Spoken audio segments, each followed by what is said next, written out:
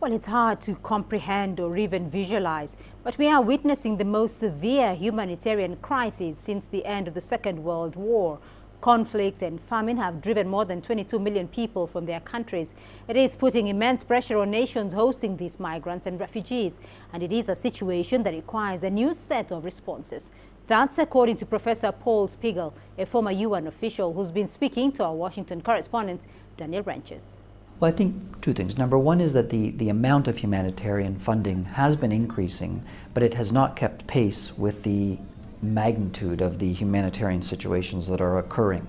What I'm advocating for is for humanitarians not necessarily to withdraw, but to consider from day one working with development organizations, working with governments, when the humanitarian principles can be respected, to not develop parallel systems and to get away from a camp-like model, but actually work to try to integrate refugees or IDPs into existing systems.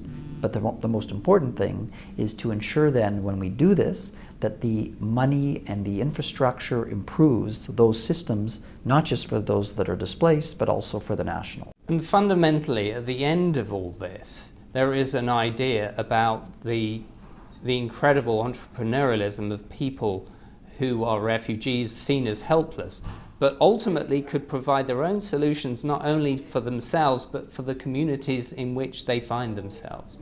Refugees are a very diverse group, like all communities. There are professionals, there are businessmen, there are teachers, they have everything. And so what we need to try to do is to harness their skills that will also help the host community. And again, it's this, to get away from this division. But I'm not politically naive. When you have, in many situations, you have very high unemployment, particularly amongst the youth.